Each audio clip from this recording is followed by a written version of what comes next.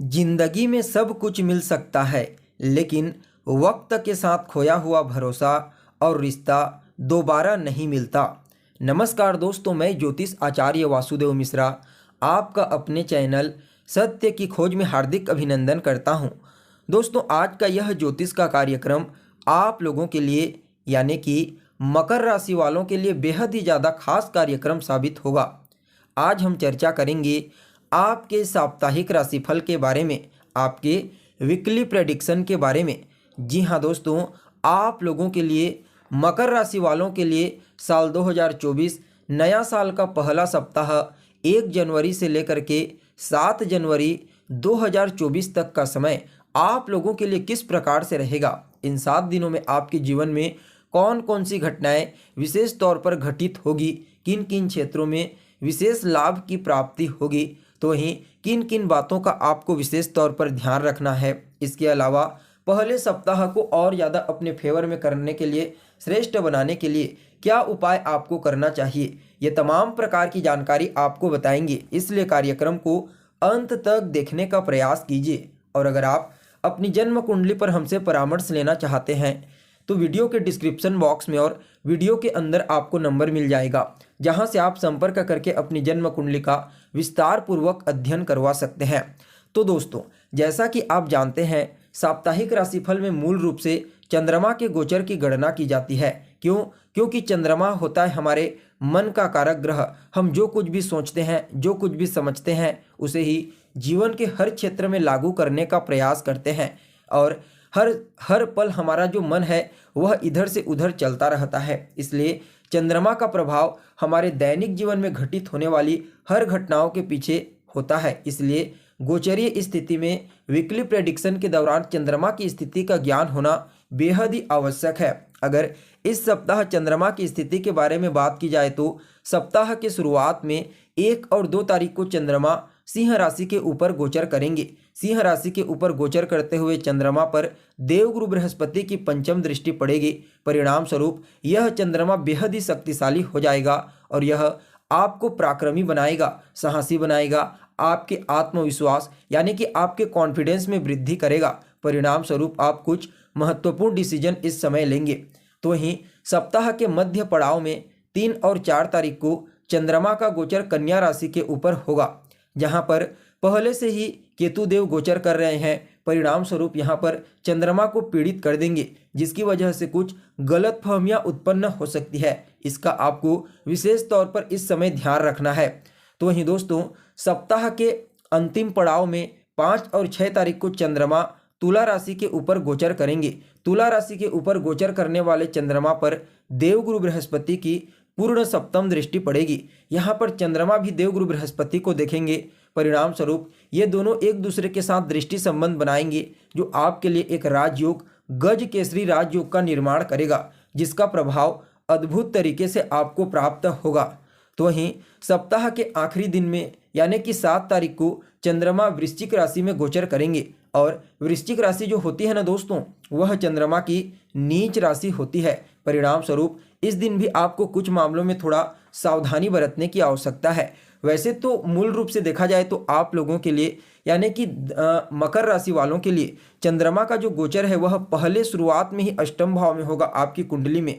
और अष्टम भाव में गोचर करने वाला चंद्रमा उतना खास तो नहीं होता, लेकिन देवगुरु बृहस्पति की दृष्टि से दृष्ट होंगे, मित्र के घर में गोचर करेंगे। परिणाम स्वरूप यह अष्टम भाव का चंद्रमा आपके लिए पॉजिटिव परिणाम प्रदान करेगा। इस समय आपके रुके हुए कार्य, पेंडिंग पड़े हुए कार्य बनने लगेंगे। आपको अचानक ही धन की प्राप्ति हो सकती है, चाहे वह कार्य क्षेत्र में हो या फिर आपका कोई रुका हुआ पैसा हो। इस समय आपके जीवन में आने वाली तमाम प्रकार की समस्याओं, परेशानियों और चुनौतियों का सफाया करने के लिए ये देवगुरु बृहस्पति और चंद्रमा ही काफ़ी है। अष्टम भाव में गोचर करने वाला चंद्रमा देवगुरु बृहस्पति की दृष्टि से दृष्ट होंगे। फलतः रिसर्च के फील्ड में जो जातक कार्य करते हैं, चाहे रिसर्च की पढ़ाई करते हैं, साइंटिस्ट हैं, रिसर्च करते हैं, उनको विशेष तौर पर इस समय सफलता की प्राप्ति होगी।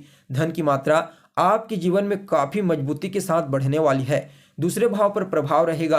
परिणाम स्वरूप आपकी वाणी काफ़ी मधुर रहेगी। आपका व्यक्तित्व भी इस समय प्रभावशाली रहेगा। व्यक्तित्व प्रभावशाली रहेगा तो वाणी भी प्रभावशाली रहेगा और आप अपने व्यक्तित्व अपनी वाणी के प्रभाव से कई प्रकार के पेंडिंग पड़े हुए कार्यों को पूरा कर पाएंगे। इस समय पारिवारिक जीवन में आपसी तालमेल काफ़ी बेहतर रहेगा। परिवार के लोगों का सहयोग आपको मिलेगा और आप भी परिवार के लोगों के सहयोग के लिए तत्पर रहेंगे। देखा जाए तो इस समयावधि में आपके जीवन में धन का आगमन बड़ी मात्रा में होने वाला है। वह विद्यार्थी जो प्राथमिक शिक्षा ग्रहण कर रहे हैं उनके लिए भी इस समय को काफ़ी बेहतर कहा जा सकता है। साथ ही साथ देखा जाए तो सप्ताह के शुरुआत में जब चंद्रमा अष्टम भाव में गोचर करेंगे, देवगुरु बृहस्पति के प्रभाव में रहेंगे, तो इस समय आपकी छठी इंद्री सिक्स सेंस जागृत हो जाएगी, जिसके परिणाम स्वरूप पूर्व में होने वाली घटनाओं का काफ़ी हद तक कुछ मामलों में आपको आभास हो सकता है। बस इसके लिए आपकी कुंडली में भी अष्टम भाव की स्थिति का मजबूत होना आवश्यक है। तो वहीं देखा जाए तो यह जो समय होगा आपके लिए सप्ताह के मध्य का समय, यानी कि 3 और 4 तारीख, इसमें चंद्रमा भाग्य भाव में गोचर करेंगे, लेकिन यहाँ पर केतु के प्रभाव में रहेंगे, पीड़ित रहेंगे। परिणाम स्वरूप आपके भाग्य में काफ़ी हद तक कमजोरी ला सकते हैं। पिता के साथ तालमेल उतना अनुकूल नहीं रहेगा। इस समय धार्मिक क्रियाकलाप में रुचि तो रहेगी, लेकिन आप बढ़ चढ़ करके हिस्सा नहीं रहेंगे। कुछ निरस्तता आपके जीवन में देखने को मिल सकती है। अपने आप को बिल्कुल इस समय पूरी तरह से स्वस्थ रखिए, फिट रखिए। उसके लिए अध्यात्म का जितना ज़्यादा हो सके सहारा लेने का प्रयास कीजिए, उसी से ही आपको लाभ की प्राप्ति होगी। हालांकि पराक्रम भाव पर राहु हैं तो आप मेहनत करेंगे, एफर्ट लगाएंगे, निश्चित तौर पर उससे आपको सफलता की प्राप्ति होगी, लेकिन आपको आंतरिक रूप से, मानसिक रूप से तो भी सुख की प्राप्ति होनी चाहिए। तो वहीं दोस्तों देखा जाए तो आपके दसम भाव पर चंद्रमा का प्रभाव सप्ताह के अंतिम 2 दिनों में देखने को मिलेगा। 5 और 6 तारीख को यहाँ पर गुरु के साथ दृष्टि संबंध बनाएंगे, गज केसरी योग का निर्माण होगा, अत्यंत ही श्रेष्ठ। सबसे पहले तो यहाँ पर चंद्रमा आपके कार्य क्षेत्र में आने वाली तमाम प्रकार की बाधाओं को दूर कर देंगे। इस समय निश्चित तौर पर कोई बहुत बड़ी सफलता आपको अपने कार्य क्षेत्र में देखने को मिलेगी। आप अपनी बुद्धिमत्ता से, अपने ज्ञान से, अपने विवेक से हर प्रकार के कार्यों को पूरा करने में सक्षम रहेंगे। चतुर्थ भाव पर इनका प्रभाव रहेगा तो भौतिक सुख सुविधाओं में भी आपको वृद्धि देखने को मिलेगी। इस समय भूमि, भवन, मकान, वाहन, इन सुखों में आप पैसा लगा सकते हैं। माता के साथ आपके तालमेल बेहतर रहेंगे। माता का आशीर्वाद और उनका स्नेह आपको इस समय प्राप्त होगा। साथ ही जो जातक पॉलिटिशियन हैं, पॉलिटिक्स के क्षेत्र में, राजनीति के क्षेत्र में कार्यरत हैं, उनके लिए भी इस समय को काफ़ी बेहतर कहा जा सकता है।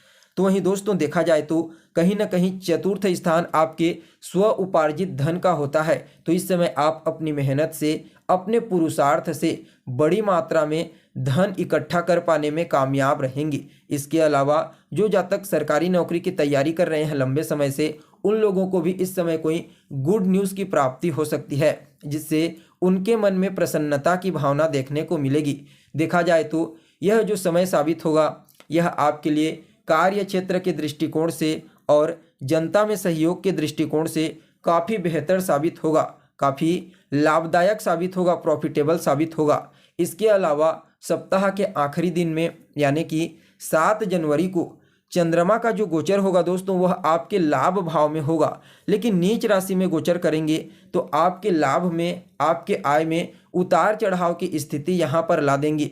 यहाँ पर आपको अपने आय में थोड़ी तरह से स्थिरता लाने के लिए थोड़ा आपको मेहनत करना पड़ेगा। हालांकि इस समयावधि में आपको अपने बड़े भाई बहनों का सहयोग मिलेगा, उनके साथ तालमेल बेहतर होंगे। आगे बढ़ने के लिए कुछ नए अवसर आपको प्राप्त होंगे, जिससे आप बड़ी आसानी से योजनाबद्ध तरीके से आगे बढ़ने का प्रयास करेंगे और आपको वहां पर लाभ की प्राप्ति होगी। कुल मिलाकर के देखा जाए तो यह सप्ताह, पहला सप्ताह नया साल का आपके लिए कई मामलों में श्रेष्ठ साबित होगा। तरक्की, सफलता के मामले में तो कहना ही नहीं, धन के मामले में भी कहना ही नहीं। फिर भी इस सप्ताह को और ज़्यादा बेहतर, इसके प्रभाव को और ज़्यादा शुभ बनाने के लिए आपको उपाय एक करना है।